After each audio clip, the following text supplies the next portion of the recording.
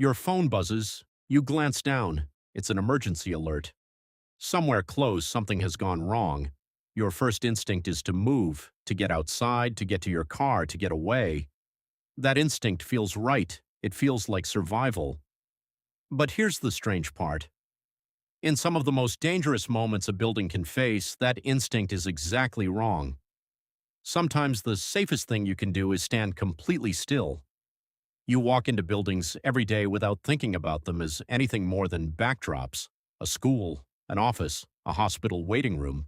You walk in, you walk out, and the structure itself barely registers as a decision you made. But a building is not just a backdrop, it's a shield. Walls, windows, doors, ventilation systems, all of it can become protection the moment you need it. This is where a strange piece of human psychology shows up. Researchers call it normalcy bias. Author Amanda Ripley, who studied how people behave during real disasters, found the same pattern in plane crashes, fires, and evacuations. People underestimate danger. They ask their neighbor what's happening instead of moving. Somewhere inside your brain, there's a quiet voice insisting that surely this can't be that serious. That delay can cost 30 seconds, a minute, sometimes more. And in an emergency, that gap is everything. So what actually happens when officials tell you to shelter in place? It sounds passive. It sounds like hiding. It is not. Sheltering in place means staying inside a structure because the structure is safer than the space outside it. It's a deliberate decision to let solid walls do a job your body can't do on its own. Think about what a wall does during a chemical release, a tornado or wildfire smoke pushing across a city. It buys time. Compare that to an evacuation where you move away from a threat and out into open space, hoping the danger stays behind you.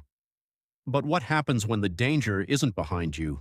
When the hazard is the air itself, or a storm coming from every direction, or a threat nobody is located yet?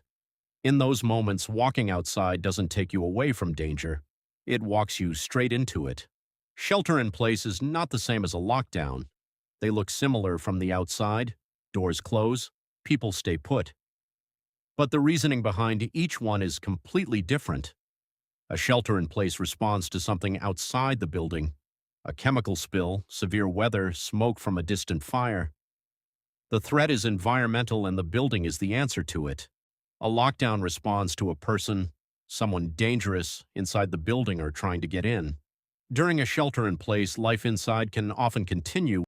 During a lockdown, movement stops. Silence becomes the priority, because in that scenario, being seen or heard is the actual danger. Confusing the two isn't just a vocabulary mistake. It can change what someone does in the first 10 seconds of an emergency. So what does the right response actually look like once shelter in place is announced? Stay calm. If you're outside, get inside immediately. Close exterior doors and windows. If officials direct it, shut down heating and air systems, since those pull outside air in. Move toward interior rooms, away from windows and glass. And then, the part people struggle with most: wait. Waiting sounds easy. It isn't. Psychologist John Leach, who has spent decades studying how humans respond to sudden danger, found that a significant number of people don't run and don't fight. They freeze, not out of cowardice, but because the brain under extreme stress sometimes defaults to doing nothing at all.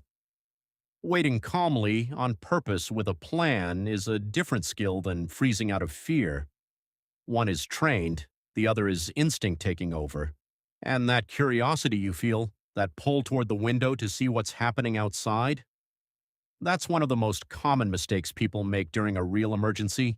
People peek outside, people crack open doors, people convince themselves that quiet means the danger has passed and leave before anyone confirms it's over.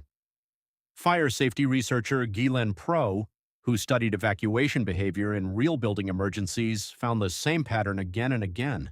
Once people believe a threat has softened, they act on that belief immediately, often before confirmation arrives. That gap between feeling safe and being safe is where most mistakes happen.